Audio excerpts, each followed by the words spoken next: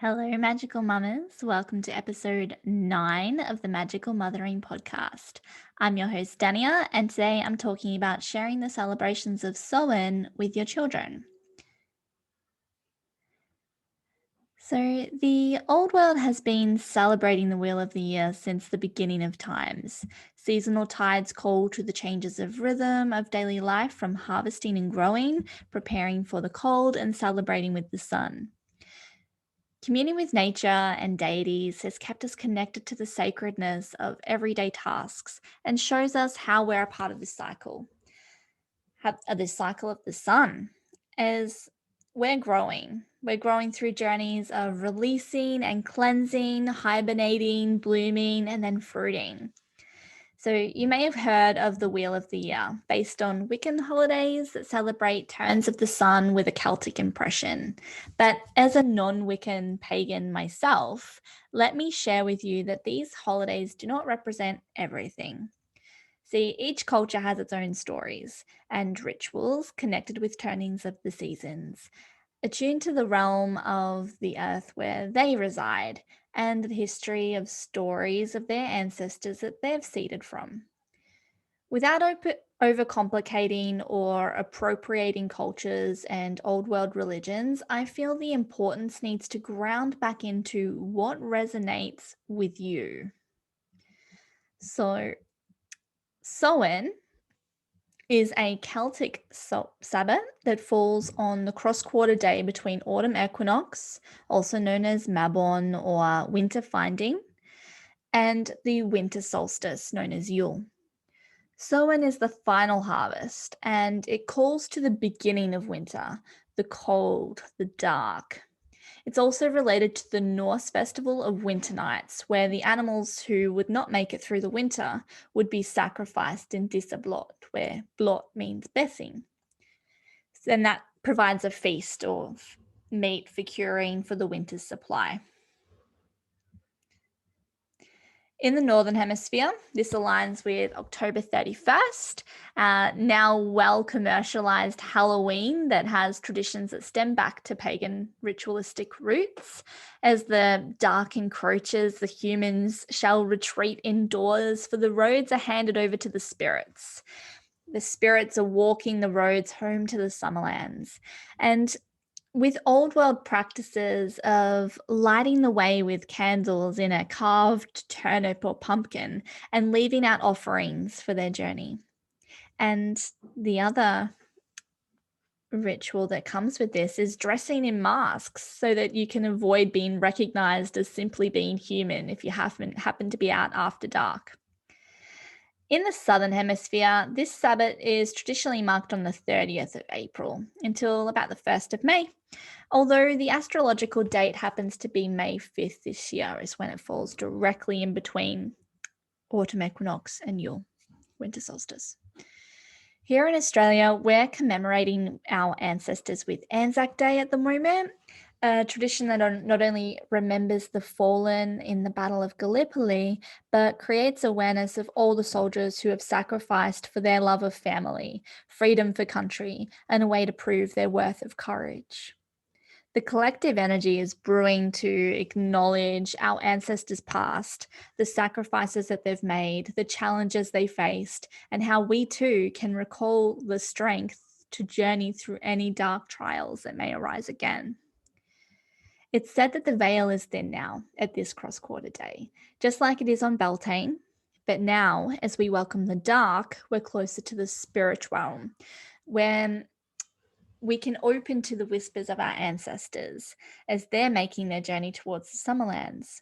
It's a beautiful time to ceremonially connect with your ancestors' past, your loved ones on the other side of the veil. They're not as far away as you fear. They can hear you. They're sending you encouragement and a loving touch, even if you're not consciously aware. Through connecting with love of our ancestors, we can show our children that the spirits from the other realm are not to be feared and that death is a natural part of our cycle and it's not the end. So we often have this come up with a lot of the women that I work with, is that their children are opening to seeing spirits, they're opening to hearing spirits and being very much attuned with the other realms, and that can be really scary for our kids. So by embracing this, it helps them to see that this is natural, it's not scary, and that we can simply connect with these beings. So, I like to think of the realm of the spirits as the Summerlands. Within my practice, there's no hell, there's no devil. Everyone is accepted despite their torments and pains. This is a place of peace, of resting, where there is only light and trees that bear fruits, a place of the unburned souls and those returning from where there is death, there is new beginnings. So, this is built on the foundation that we are constantly being reborn into our soul. Our soul is constantly moving through these lifetimes. So the Summerlands is like that in between space, that resting space between lives. This gateway to the dark is a time when divination and mediumship are really heightened for us to communicate with those that have passed or venture on ancestral lineage healings and work with the strength of our ancestry. So that's a lot of the work that I do with women is ancestral lineage healings to not only heal through stories of our what we are inheriting down our energetic lines, but also to be able to recall their strengths and recall their love and um, they really want us to succeed.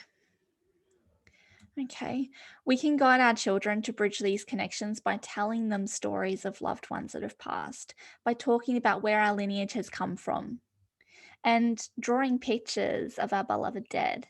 They might like to collect images and photos and make a family tree to show where their roots have stemmed from, or simply adorn an ancestral altar with mementos from the past, along with symbols of the natural season like garden harvests and herbs and flowers and leaves that they find in their natural surroundings. You might like to cook up a feast of old family recipes, hold a meal where you make a plate for loved ones who have left this realm to honor them. So, creating earth rhythms with our family is a practice that evolves and shifts and helps you find comfort within your connection to inner self, helps your child feel at home within their gifts and within the realms that interact with all of us.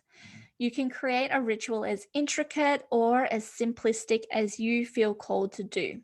The beautiful thing about working within these earth rhythms is that we can adapt them based on the lands in which you live and the ancestral connections and stories that resonate with you.